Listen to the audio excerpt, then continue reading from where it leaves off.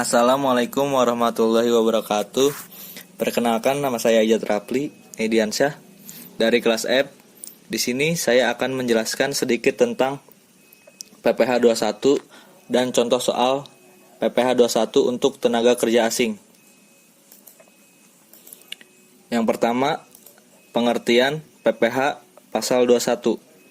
PPh 21 adalah pajak pemotongan yang dikenakan atas penghasilan yang diterima oleh seorang wajib pajak orang pribadi atau WPOP dalam negeri atas pekerjaan, jasa, atau kegiatan yang dilakukannya.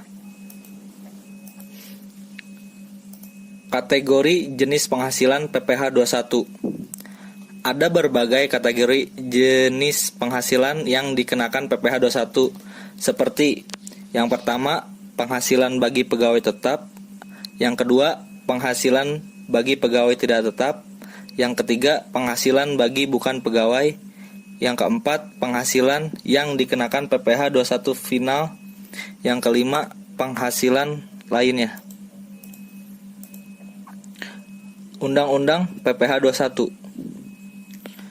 Yang pertama, Undang-Undang Nomor 7 Tahun 1983 sampai Undang-Undang Nomor 36 Tahun 2008. Yang kedua, Peraturan Menteri Keuangan Nomor 252 PMK 03 2008. Yang ketiga, Peraturan Dirjen Pajak Nomor PER 16 PJ 2016. Yang keempat, Peraturan Menteri Keuangan Nomor 102 PMK 010 2016. Yang kelima, Peraturan Pemerintah Nomor 68 2009.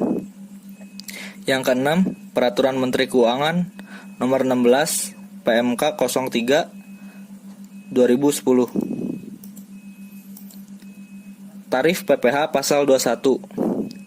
Berikut ini tarif PPh 21 yang berlaku bagi wajib pajak yang memiliki nomor pokok wajib pajak atau MPWP. Yang pertama, WP dengan penghasilan tahunan sampai dengan 50 juta adalah 5%.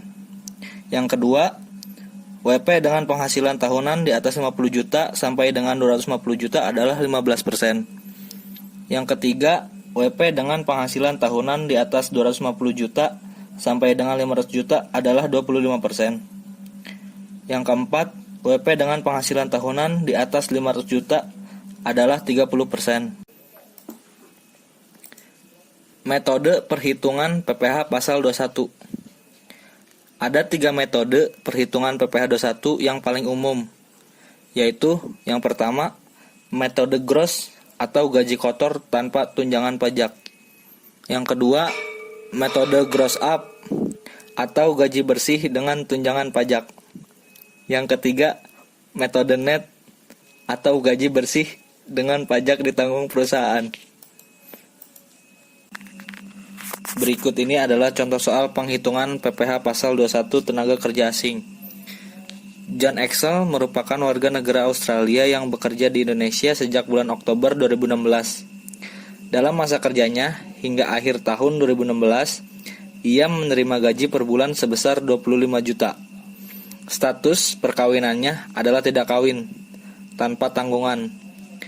Berikut penghitungan PPh 21 untuk Oktober 2016. Jawabannya, gaji John sebesar 25 juta. Di sini ada pengurangan, yaitu biaya jabatan. 5% dikali 25 juta sama dengan 1.250.000. Kenapa 5%? Karena biaya jabatan ini sudah ditetapkan, yaitu sebesar 5%. Kita hitung penghasilan neto sebulan. Gaji sebulan dikurangi pengurangan dari biaya jabatan yang tadi kita hitung. 25 juta dikurang 1.250.000, yaitu hasilnya 23.750.000. Penghasilan neto 3 bulan.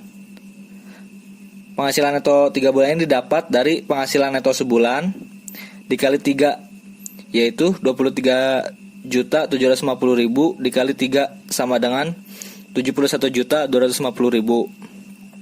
Penghasilan neto 12 bulan. Penghasilan neto 12 bulan ini didapat dari penghasilan neto 3 bulan dikali 4, yaitu 71.250.000 dikali 4 sama dengan 285 juta. Kemudian PTKP yang diterapkan. Karena John ini belum menikah, jadi John tidak memiliki tanggungan. PTKP yang diterapkan untuk status tidak kawin tanpa tanggungan yaitu 54 juta rupiah. Penghasilan kena pajak yang disetahunkan 285 juta dikurang si PTKP 54 juta sama dengan 231 juta.